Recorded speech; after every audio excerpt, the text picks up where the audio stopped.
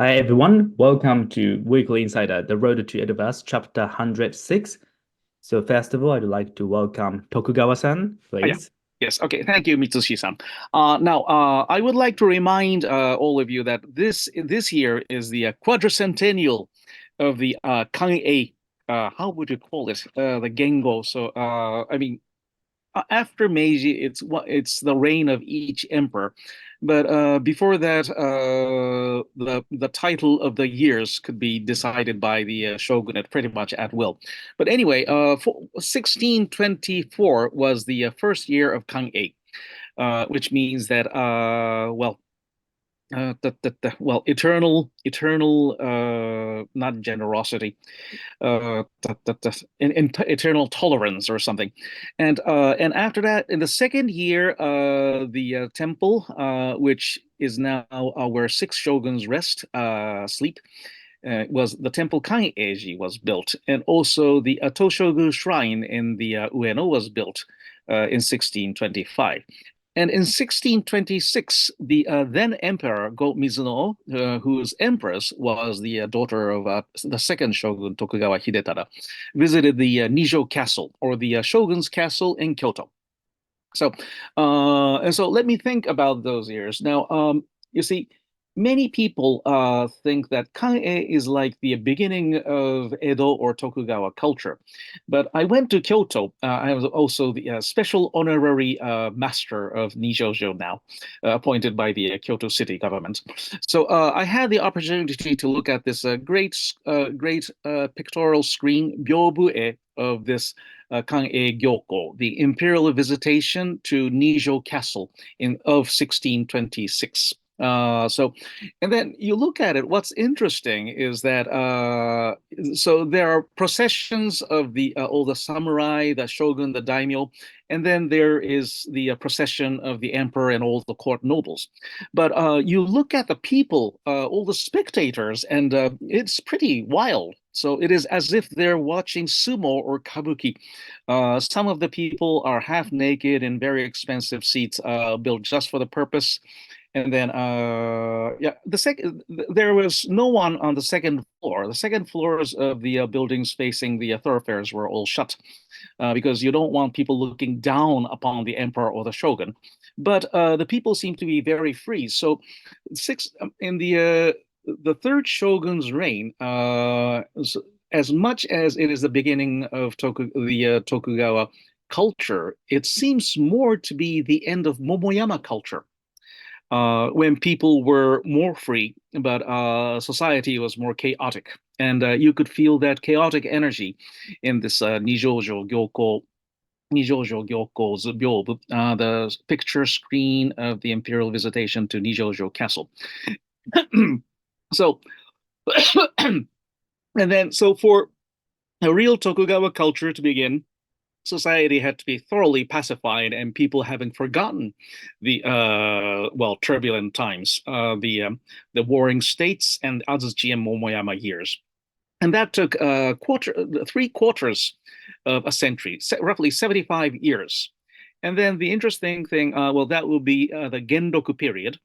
But you see, in the 1960s, some people spoke of the quickly modernizing Japanese society as Showa Genroku. So there's plenty of money, but people had become materialistic. But in fact, 20 to 25 years from the end of the war in Tokugawa Japan was the Kang-e period. And the Genroku period, 75 to 80 years from the end of turbulence, would be the Genroku period. So to be precise, it was Showa Kang-e and Reiwa Genroku.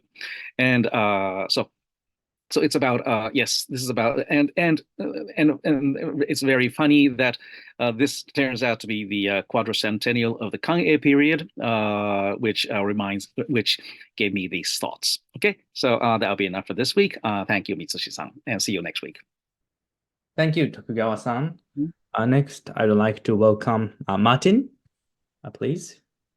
Hello, everybody. More interesting stuff from Tokugawa-san there.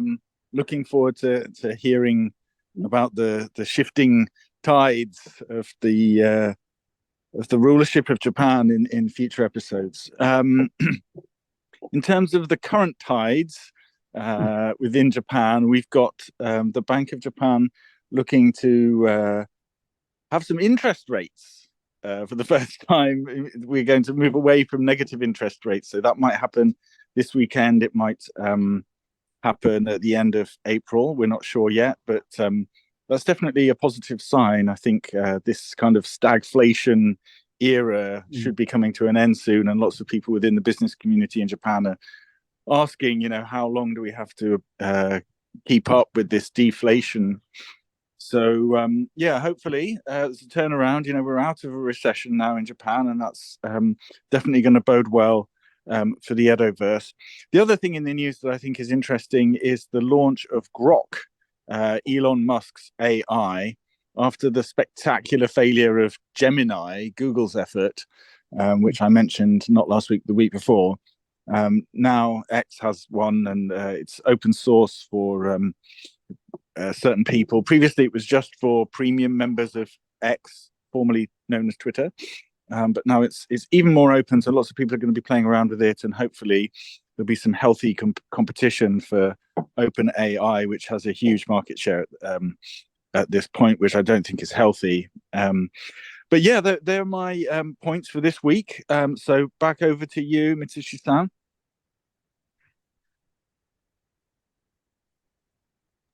All right, thank you very much. Now I would like to share an interesting update with regards to crypto news in general. A court in there's interesting court case going on right now. The court in United States, no, court in UK, court in London adjudicated that Mr. Craig Wright was not Satoshi Nakamoto. This computer scientist asserted that he was actually Satoshi Nakamoto in charge of writing white paper for Bitcoin. He long asserted that he was actually Satoshi Nakamoto, but the courts in London examined many evidences and testimony and officially and legally adjudicated that Craig was not Satoshi Nakamoto. I think this is very interesting court case. I mean, a lot of people such as Jack Dorsey, the ex-founder of Twitter, and the Coinbase also supported that court case as well. And so this mystery still remains, who was actually Satoshi Nakamoto, the developer of Bitcoin. This mystery will continue to be relevant for us. That's very interesting news that I wanted to share. That's all from me for this week. So next, I would like to welcome Sarawaka. Thanks. Hi guys, hi from the very noisy Tokyo. I'm so sorry, but I have so many meetings. So it's I'm gonna talk about the IG, our Edoverse IG page. I would like to say that still we are processing our airdrop, so it's gonna take a little bit of time, but please just wait and you're gonna have your daily. So don't be worried about this, and it's gonna come very, very soon. Also, of course, from our page, you can check the project that we are doing with the Edoverse, how to get inside the Edoverse, how to play Edoverse. Also, you can see our, how can I say, collaboration with Nightport too. So it's don't forget to check our page. That's all from my side. Thank you very much, Sarawaka. Finally, I would like to welcome Dominic, please. Hi, thank you, Mitsushi-san. And yeah, I did want to just ask that who is the Satoshi Nakamoto? This is always there's very, very mysterious questions.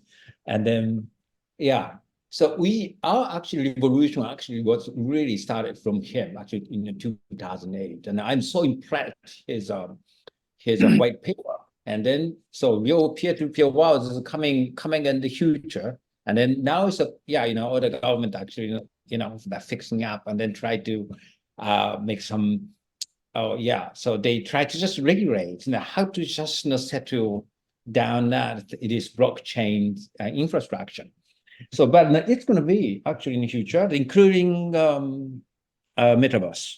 So, of course, including the Edoverse too, because we actually are targeting the diversified, the peer-to-peer world in the Edoverse. But of course, that's for me that the ideal city should be Edo. right? Because the Edo was actually really symbolic city in the past, just in the human history, in the more than 260 years, the peaceful nations from with outside and inside. That was actually really, really iconic city. And then we really want to just create that, the Edo city, in the modern world now. So, and then we actually now launched the Edoverse, but actually we actually just moving really slowly at the moment because we just creating the new roadmap, and also we creating just materials just for the promotion of Edoverse at the moment. Maybe if you live in Japan, that you may see that the TV program at midnight tonight on the Tokyo time, that's called the Art House. There's actually in Edoverse Outer Space will be actually announced. Now, we'll announce that the Ukiyo-e Museum, including to connect to the 150 years, the Western Impressionist connection, because it's Claude Monet's and other Impressionists were pretty much actually influenced by the Japanese ukiyo-e. So we have a lot of materials, and also we have there are a lot of connections. And then Iba-sen, Yoshida family, actually, they have a 430 years history. It's a really long history that they actually selling the fan, and we call it Uchiwa actually, and then they have some of the rights of ukiyo-e itself. So and then the Claude Monet have been collected the ukiyo-e of many ukiyo-es just in his house. So we found that the one ukiyo-e was actually created by Iba-sen in more than 150 years ago. So we're going to recreate that ukiyo-e, which was collected by Claude Monet. So in this case, this is going to be 150 years and 150 editions. So it's going to be actually the broadcasted this midnight in Tokyo time, and then you can just check it on a TVer in the Japanese and TV program after this from the programs. So you please check it out, and then think about to buy the real ukiyo-e, just with of course NFT, yeah, and then. This is the outer space of Edoverse, but you will see there the beautiful museums on the VR sites. So please just check the ukiyo-e museum and Edoverse, and then you can just enjoy the real ukiyo-e too. So we will just do many things at the moment, and then as the Sarah mentioned that last week that we actually creating that. The platform of airdrops, and then it may actually take a little more time than maybe in April.